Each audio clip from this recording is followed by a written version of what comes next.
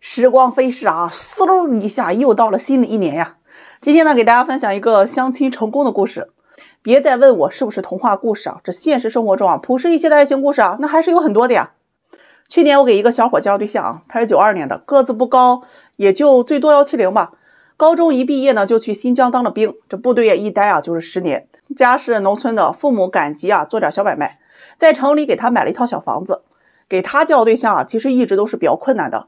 很多姑娘都会觉得他要么个子矮啊，要么就长得没有眼缘，甚至啊连面都不见啊，就直接拒绝了。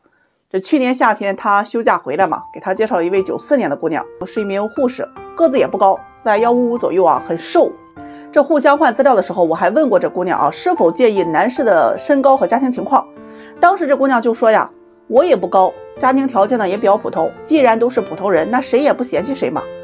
就这样呢，两人呢见了个面，互相感觉都还可以啊，就相处看一看。之后几天呢，男士主动是请这个姑娘吃饭，给她送礼物，但人家却说呀，这谁赚钱都不容易，礼物不要，吃饭大家 AA 就好。不是不想欠别人情分，而是觉得既然想要在一起啊，他就不想让对方啊吃亏。两人相处呢也很简单，饭后经常啊去公园里啊探马路，聊聊人生理想以及对未来的规划。走累了就去路边的石凳上啊坐着聊，这聊着聊着呀就是一下午。通过几天的接触啊，男士就觉得这个姑娘呀很懂事，很明事理。这姑娘也觉得这个男士啊性格稳重，做事周全。这有一天，这个姑娘的父亲啊生病住院了，男士知道之后啊是二话没说呀就去了医院，是忙前忙后，主动帮忙了几天，脏活累活呀都干了。姑娘和她父亲啊呢是看在眼里啊，疼在心里，也是很感激。时间很快啊，到了回部队那天，姑娘亲自去送这个男士，两人没车呢，就一起啊去坐公交去车站。在公交车上，姑娘从包里啊拿了一盒亲手做的馅饼，2个好地瓜，还有一杯热奶茶。她和男士说呀，这去新疆的路很长，饿了就要吃这些，千万别饿肚子。那一瞬间啊，男士特别的感动，而且也感激啊，觉得这姑娘人特别的好。进车站的时候呢，姑娘也在外面等了很久，直到男士啊进站之后，她才放心的离开。去年的腊月啊，新疆的冬天特别冷。有一天晚上，有一个战友啊跑过来跟男士说呀，有人找你。他出去一看呀，这个傻姑娘就站在门口啊，瑟瑟发抖，穿的衣服也比较薄，脸还被冻得通红通红的。姑娘却说呀，快递好多啊都不发到这里，她不放心他呀，就想送一些日常用品给他。说着呀，这男士就赶紧脱下自己军大衣啊给他披上，让他进了屋里。进屋之后，这姑娘就开始从背包里面拿东西，这是冻伤药，这是我给你织的围巾，还有保暖内衣，还有这个呀你最爱吃的饼和腊肠，我都从老家给你带回来了。看着姑娘一件件的往外掏东西啊，男士立马就忍不住了，像个孩子一样哭了，抱着这个姑娘呀，就说自己回不去，不能照顾你，特别对不起你，还让你亲自跑来一趟。姑娘却说呀，那有啥呀，你出不来我就来看你，不一样吗？就那一瞬间啊，男士想着呀，这一辈子啊，活出病也得对这个姑娘好。来年的春天，男士又休假回来了，两人呢见了双方的父母。一开始这女方父母是不太满意的，觉得男方啊在外地1年才回来一次，这个家是要靠女儿的，他就不放心。这姑娘劝父母啊，两人只要真心啊把日子过好，一切问题都是可以解决的。当兵呢是保家卫国，又跟父母说呀，男士对她很好，人品很好，有责任心等等。最后这姑娘父母也同意了，两人就在国庆节啊结了婚，彩礼4万加上3金。在一起的这2年呀，很少发生争吵，遇到问题都是互相理解和包容，生活过得也是其乐融融。以前啊我说过很多遍啊，幸福的故事都是一样的，只有不幸的故事才各有各的不幸。新年快乐，希望天下有情人啊终成眷属。能想到最浪漫的事，就是和你一起慢慢变老。有些姑娘来找对象，那都是牛逼哄哄啊，觉得自己买上房了，那都比男人厉害了啊，就可以找到条件好的高富帅了，思聪都得搁家里等你翻牌子呢啊。上午呢，有一位这个姑娘来许愿，真的是做梦来的，一上来就跟我说啊，自己条件特别好，希望我能够帮她介绍这个优质男。听到这儿啊，我就立马跟我那池子里的王八们啊，小板凳啊都端好了。这姑娘介绍说呀，自己啊是91年的，身高有160左右吧，体重在110斤上下。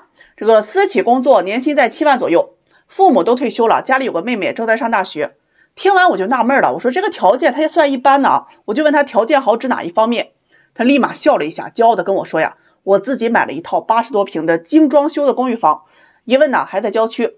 说完还跟我感慨呀，现在和他这么大年龄的这个男人呢，有好多都买不起房子的，何况她还是女人呢，尤其珍贵呀。我问他贷款有没有，他说这套房子呀是首付1成买的啊，花了10多万，其中啊花呗还刷了6万，商业贷了将近100万，还30年，月供啊5000多，目前呢已经还了1年多了。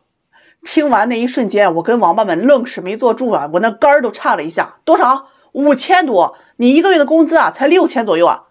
我是佩服的啊，掏肝掏肺啊！我问他为什么要在婚前买房呢？他说啊，现在这个离婚率太高了，有套自己的房子啊，特别有安全感。那我就问他，我说那你愿意在婚后出房子和男方一起住吗？他听完说呀，那怎么可能呀？婚后应该在男方的房子里。那你愿意把房子出租出去吗？他说不行，我那装修啊都是我自己亲手装的，那出租啊肯定就糟蹋了。我又问他，我说那你爸妈帮你还贷吗？他说我自己有工资啊，未来结婚我也有老公啊，用不着我爸妈去还。听着这感情啊，找人接盘给他还房贷来了。我问他想找什么样的，他说啊，年薪20万以上，工作体面，有车有房，市中心学区房，面积不能低于140平，有眼缘的男士。听完我立马秒回啊，帮不到啊，而且你这32岁啊，也没什么年龄优势了，目测脾气性格也一般。这姑娘听完就不愿意了，说她买上房子之后，那全家人都夸她很厉害呀，值得更优秀的男士。我问他，我说有一位男士啊，年薪20万，硕士学历，国企做管理的，他房子有140多平，但是有房贷，需要还20年，月供7000多，你愿不愿意？他一听啊，那不行，他房贷7000，再加上我房贷5000，他1个月就要还1万多了，年薪20万根本就不够，这日子还怎么过呀？哎呦，听完我就笑了，人家男方也没说给你还房贷吧，他却理直气壮的跟我说呀，凭什么不给我还贷啊？那不然干嘛要娶我呢？听得我也是不爽，就给怼回去。你看看你自己，拿全家之力咬紧牙关付了1成首付，每个月那点工资啊，还贷都费劲儿，花呗信用卡都刷爆了吧，还幻想着用名下有房来锁定更高阶层的男性，你不是在做梦吗？用郊区80平贷款房为条件去找市中心140平大平层的男性，你这不做会计啊，真是可惜了啊！这杠杆原理学的不孬啊！你买的房子一没用来夫妻共同使用，二没有出租收益，男方却要替你承担贷款风险和政策风险，这男方要么是爱你至死不渝啊，要么就是个傻缺啊。现在很多姑娘都愿意婚前买房，可以啊，但是你得先解决好你面临的现实问题。如果你有能力全款买房，结婚前自住，结婚后用来出租，给家庭的总资产还增加一份不动产，每个月还都有租金收入，又或者你付了首付，而且单位的这个公积金啊能够覆盖月供，相信这2种情况不会有任何男性不喜欢，而且你还能在婚恋市场上提高自身筹码。反之，贷款30年，月供几千，还幻想在婚恋市场去找年薪20万以上的男人结婚，这根本不现实。人性啊都是自私的，恋爱需求的是情绪价值，婚姻啊本就是经济利益共同体，30年那可是半辈子替你还贷啊，那真的是上辈子欠你的啊，这辈子给你啊做牛做马来了。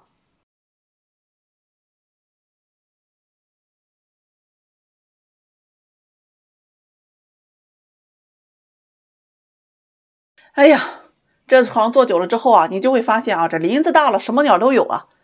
昨晚呢，有一个姑娘跟我联系啊，说自己被男方给耍了啊，到嘴的王八给跑了，到底是追还是不追？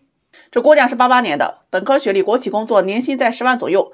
因为工作比较忙，再加上自己啊只找优质男，就把自己的这个年龄啊给拖大了。上半年家里亲戚给介绍了一位优质男啊，这个87年的硕士，年薪在20左右。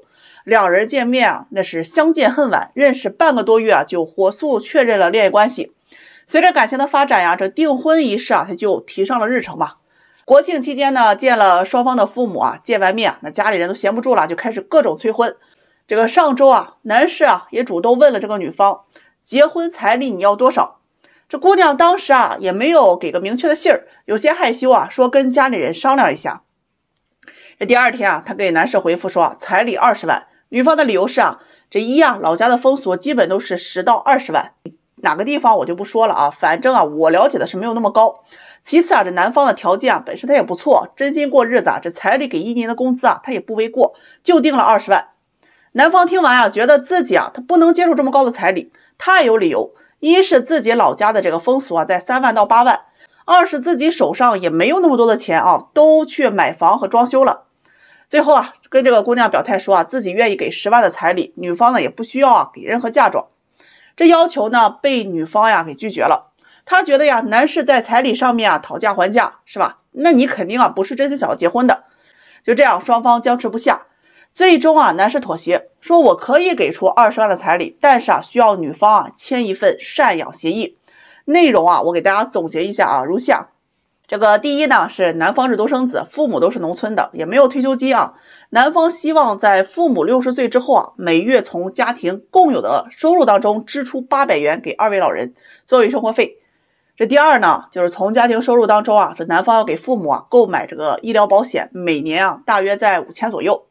这第三啊，就是每2年春节啊必须回男方的老家一次啊，给父母啊2000元的节日补贴。第四是父母晚年只剩1人的时候啊，要接到家里来共同居住，以尽孝道。还有一个是，如果2个人呢在5年之内离婚啊，彩礼需要退还50%作为补偿男方父母的养老基金。这姑娘听完呢就炸开了锅呀，说什么也不同意啊，认为男方啊这是明显的在向自己用手段来欺诈她。按照这协议啊，1年杂七杂八的，那就要给出将近2万，这样算下来，男方呢10年就回本了，我还免费给男方当了10年的保姆，又出力又生孩子的，而且如果5年之内离婚，我还要退回10万过去，这不是做梦吗？男方就解释说呀，这个协议啊本来就是啊子女应该履行的义务，况且是婚后共有财产，以自己的实力啊，这钱啊基本都是自己来出的。离婚那条啊，并不是想要多少回来钱啊，只是希望女方能够好好跟自己过日子而已。就这样，2人呢是互不退让啊，关系就僵在那里，冷战了有将近1个多周啊。前天下午啊，男士突然就发信息说啊，2人不合适，不想耽误了这姑娘，提出了分手。这姑娘一看呀，啊，立马慌了神呢，急得跟这个男士解释说呀，啊，自己想通了，可以接受协议。男士却回复说呀，不是协议的事情，而是自己啊确实没有能力啊给这20万的彩礼，不想为此啊耽误了这姑娘的大好前程。于是这个姑娘呀就跟我控诉啊，这个男士啊是多么的有心机啊，从一开始啊就没有想过要给彩礼，协议啊只不过就是分手的理由而已。说着说着呀，这姑娘就开始啊哭啊，自己这么大年龄了啊，好不容易遇到一位合适的优质男啊，不想就这么错过了。说如果20万的彩礼男方觉得多呀，他自己啊是甘愿啊降到10万。但是啊，在他自降身价之后啊，跟男方联系啊，依然是被拒绝了。男士啊说什么也不愿意跟他在一起了。这姑娘是越想越后悔啊，她就想不明白到底是哪里出了问题。那我就跟他讲啊，我说前些日子我去市场卖网把啊，有人看上了，觉得我这网把呀品质特别好，问我多少钱，我说20万。那个人说我疯了吧，别人都卖200，你竟然卖20万。我说这样吧，我自降身价啊10万卖你了。那个人他不买啊，觉得太亏了，还骂我太贪心啊。